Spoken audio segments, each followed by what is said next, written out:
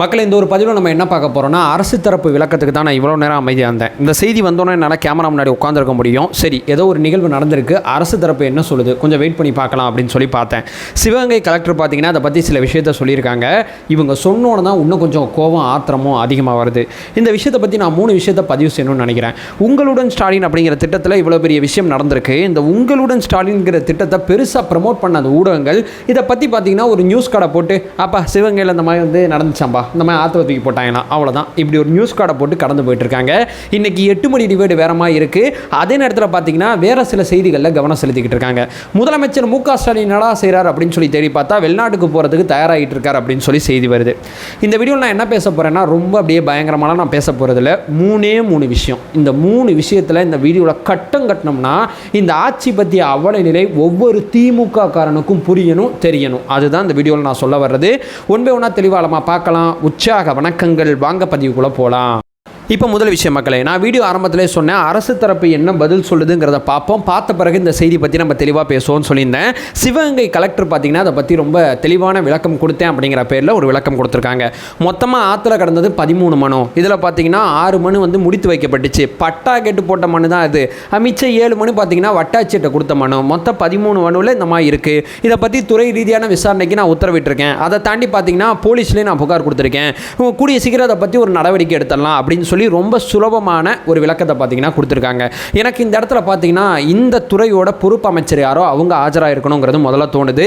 அல்லது சிவகங்கை மாவட்டத்தோட பொறுப்பு அமைச்சர் யார் இருக்காங்களோ அவங்களாவது ஆஜராகி இதை பற்றி ஒரு விளக்கம் கொடுத்துருக்கலாம் அப்படிங்கிறது எனக்கு தோணுது. இதை தாண்டி பார்த்தீங்கன்னா முதலமைச்சர் மு க ஸ்டாலின் அவர்கள் தரப்பில் பார்த்தீங்கன்னா 4 IAS ஆஃபீஸர் பார்த்தீங்கன்னா நியமிச்சிருக்காங்க. இந்த அரசோட திட்டங்கள்லாம் எவ்வளோ தெளிவாக மக்கள்கிட்ட போய் சொல்லணுங்கிறது தான் அந்த 4 பேரோட வேலை. இதில் பார்த்தீங்கன்னா இந்த உங்களுடன் ஸ்டாலின் அப்படிங்கிற திட்டத்தை பெருசாக கண்காணிக்கக்கூடிய அமுதா IAS அவர்களாவது இந்த விஷயத்தில் ஆஜராகி இதை பற்றி விளக்கம் கொடுக்கணும். ஏன் இவ்வளோ தூரம் பார்த்தீங்கன்னா அதை பற்றி ரொம்ப ஆழமாக பேசணும்னு நினைக்கிறேன்னா, ஒரு அரசு தரப்புக்கு கொடுக்கப்பட்ட மனு ஆற்றுக்கு போயிருக்கு. அரசு தரப்போட நிலைமை எல்லாத்தையும் செக் பண்ணி பார்த்தா அவங்களுக்கு இது எப்படி போணுச்சுன்னே தெரியல. அவங்களுடைய இயலாமை தான் அங்கே வெளிப்பட்டிருக்கு அப்படிங்கிறத நான் அவங்க முதல்ல பதிவு செய்கிறேன். இதை தாண்டி பார்த்தீங்கன்னா இதில் விளக்கங்கிற பேரில் இவங்க சொன்னது பார்த்தீங்கன்னா ஆற்றுல இருக்கிற அந்த 13 மனுவை பற்றி தான் பேசிகிட்டு இருக்காங்க. நான் இதை பற்றி இன்னும் ஆழமாக கேட்கறதுக்கான காரணம் என்னென்னா, இவங்க கொடுத்த அந்த மனு, வாங்கப்பட்ட மனு அப்படிங்கிறது அந்த 21, 22 தேதிகளில் தான் அந்த இஷ்யூ நடந்திருக்கு.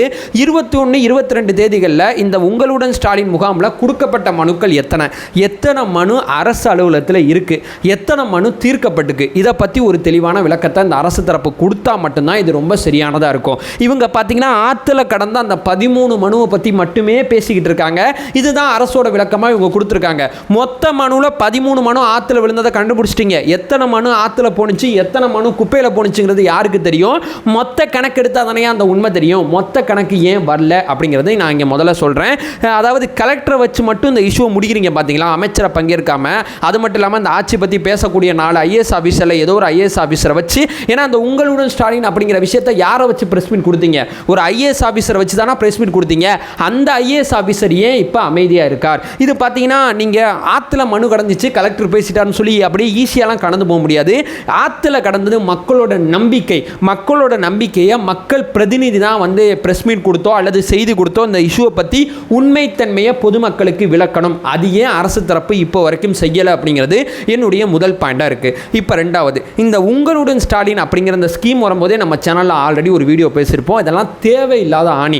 முதலமைச்சர் மு க ஸ்டாலின் எதிர்க்கட்சி தலைவராக இருக்கும்போதே மனு கொடுங்கிற ஒரு ஸ்கீம் ஆரம்பித்தார். இவர் ஆட்சிக்கு வந்தோடனே எனக்கு தெரிஞ்சு 4லேருந்து 5 முறையில் பார்த்தீங்கன்னா வெவ்வேறு பேரில் பார்த்தீங்கன்னா அந்த மனு வாங்குற வேலை பார்த்துட்டு இருக்கார். இவர் பார்த்தீங்கன்னா அந்த ஆடி ஆஃபரு, ஆடி தள்ளுபடி அப்படிலாம் சொல்லி ஒரு முகாம்லாம் போடுவாங்கல்ல, அந்த மாதிரி பார்த்தீங்கன்னா அரசிட்ட மனு கொடு, 45 நாளில் உன் பிரச்சனை தீர்ந்துடும் அப்படின்னு சொல்லி அரசு பார்த்தீங்கன்னா விளம்பரப்படுத்துது. இந்த முகாமில் மனு கொடுத்தா உன் பிரச்சனை 45 நாளில் தீர்ந்துரும் சொல்லி. அதாவது பார்த்தீங்கன்னா நகரத்தில் இருக்கக்கூடிய துறைகளை தனியாக ஒதுக்குறாங்க, ஊரகத்தில் இருக்கக்கூடிய துறைகளை தனியாக ஒதுக்குறாங்க. நகரத்தில் பார்த்தீங்கன்னா 13 துறையில் 43 சேவைகள் இதில் கிடைக்கும். அதே நேரத்தில் ஊரகத்தில் 15 துறைகளில் 46 சேவைகள் இதில் கிடைக்கும் அப்படிங்கிற ஒரு விஷயத்தை சொல்கிறாங்க. ஏன் இதை நான் கடுமையாக எதிர்க்கிறேன் அப்படின்னு சொல்லி கேட்டிங்கன்னா, ஒரு அரசு அலுவலரோட வேலையே பொதுமக்களுக்கு தேவைப்படுற அரசு ஆவணங்களை கொடுக்குறது தான். அந்த வேலையை அவர் ஒழுங்காக பார்க்க மாட்டார். இதற்காண்டி நாங்கள் முகாம் நடத்துவோம். அந்த முகாமில் நீ மனு கொடுத்தினா உன் பிரச்சனை 45 நாளில் தீர்ந்து தீர்ந்துருங்கிறது இதை கேட்கும் போதே காமெடியாக இருக்குது. ஊர் உலகத்தில் இந்த மாதிரி திட்டங்கள்லாம் செயல்படுத்துவாங்களான்னு தெரியல. மற்ற மாநிலங்களில் என்ன மாதிரி திட்டங்கள் செயல்படுத்திக்கிட்டு இருக்காங்கன்னா, அரசு தரப்புக்கு நீங்கள் ஒரு மனு கொடுத்தீங்கன்னா உங்கள் மனுவில் 5 நாளுக்குள்ளே அந்த சர்டிஃபிகேட் உங்களுக்கு கிடச்சிடும். நான் சொல்கிறது, இந்த முகாமானது பார்த்தீங்கன்னா ஜூலையில் ஸ்டார்ட் பண்ணி நவம்பர் வரைக்கும் நடத்துகிறாங்க. 10,000 முகாமில் இதில் நடத்த போகிறோம்னு சொல்கிறாங்க. இந்த 10,000 முகாமில் 45 நாள்னு சொல்லி கெடு வச்சிருக்காங்கல்ல. அதே நேரத்தில் பார்த்தீங்கன்னா பிற மாநிலங்கள்லாம் எப்படி இருக்கு தெரியுமா? மக்கள் சேவை சட்டம் அப்படிங்கிற ஒன்று நடைமுறையில் இருக்குது. இந்தியாவில் பல மாநிலங்களில் நடைமுறையில் இருக்குது. இந்த சட்டம் அடிப்படையில் எப்படி இருக்குன்னா, உங்களுக்கு ஜாதி சான்றுனா 10 நாளில் அந்த அரசு தரணும். உங்கள் மனுவில் எந்த விதமான பிரச்சனையும் இல்லைனா 10 நாளில் உங்களுக்கு தகுதி இருந்தால் அந்த மனு உங்கள்கிட்ட, அதாவது ஜாதி சான்று உங்கள்கிட்ட வந்து சேரும். அப்படி வரலனா சம்பந்தப்பட்ட அந்த அரசு அலுவலர் மேலே நீங்கள் ஃபைன் பண்ணலாம். இப்படிங்கிற நடைமுறையெல்லாம் இந்தியாவில் பல மாநிலங்களில் இருக்குது. உங்களுக்கு இருப்பிடச் சான்றுனா இத்தனை தேதியில் கிடைக்கணும், இத்தனை தேதிக்குள்ளே கிடைக்கலனா நீங்கள் அவர் மேலே ஃபைன் போடுங்க அப்படின்னு சொல்லி அரசு அலுவலகங்கள் இதை தர வேண்டியது கடமையா, அதாவது மக்கள் சேவை சட்டமாக இதை பல மாநிலங்களை நடைமுறைப்படுத்திக்கிட்டு இருக்காங்க.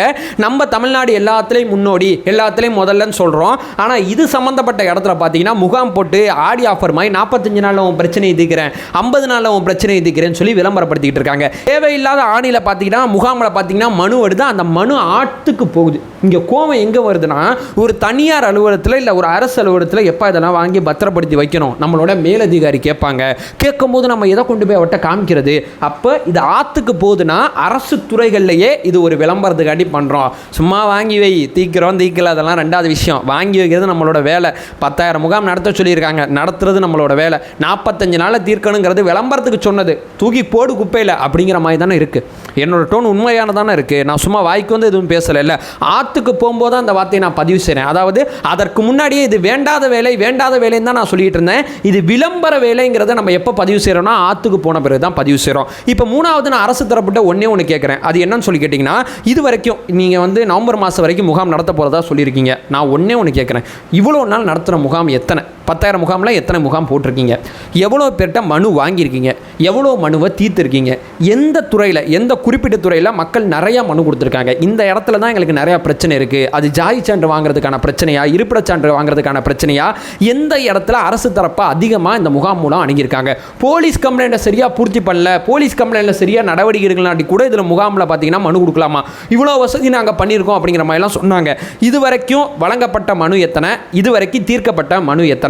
எத்தனை மனுகளில் சம்பந்தப்பட்ட பொதுமக்களுக்கு ஏதாவது ஒரு பதிலை கொடுத்துருக்கீங்க? உங்கள் மனுவில் இந்த பிரச்சனை இருக்குது, உங்கள் மனுவில் இது இருக்குது, உங்கள் மனுவில் அது இருக்குன்னு சொல்லி மனு கொடுத்துட்டு போன மக்களோட நீங்கள் கான்டாக்டில் இருக்கீங்களா, பேசிக்கிட்டு இருக்கீங்களா, அல்லது அவங்களுக்கு ஏதாவது ஒரு தகவல் கொடுத்தீங்களா? உங்கள் மனுவில் இந்த மாதிரி நாங்கள் நடவடிக்கை எடுத்திருக்கோம், இன்னும் ஒரு 10 நாளில் உங்கள் பிரச்சனை தீர்ந்துரும்னு சொல்லி இந்த முகாமுக்கு போன எத்தனை பொதுமக்கள்கிட்ட நீங்கள் கலந்துரையாடல் பண்ணிக்கிட்டு இருக்கீங்க? இதுக்கு மேலே என்ன நடக்கணும்? ஆற்றுல தூக்கி போட்டிங்க, 13 மனுக்கு மட்டும் உட்காந்து விளக்கம் கொடுத்துக்கிட்டு இருக்கீங்க. போன மனு, கொடுத்த மனு எத்தனை, போன மனு எத்தனைன்னு எந்த கணக்கும் கிடையாது. 10,000 முகாமில் எத்தனை முகாம் நடத்திருக்கோங்கிறது இப்போ வரைக்கும் தெரியல. இந்த முகாமில் வந்த மனுக்களோட எண்ணிக்கை எவ்வளோன்னு தெரியல, எவ்வளோ மனுக்களை தீர்த்திருக்கோன்னு தெரியல. நான் மறுபடியும் சொல்கிறேன், நீங்கள் நவம்பர் வரைக்கும் கூட முகாமை நடத்துங்க. நடத்தி முடிச்சு போட்டு ஒரு வெள்ளை அறிக்கையை வெளியிடுங்க. நான் முன்னாடி சொன்னபடி எவ்வளோ வந்திருக்கு, எவ்வளோ போயிருக்கு, எவ்வளோ நடைமுறையில் இருக்குது, எவ்வளோ விஷயத்தை தீர்க்க முடியல, ஓப்பனாக பொதுமக்கள்கிட்ட சொல்லுங்கள்.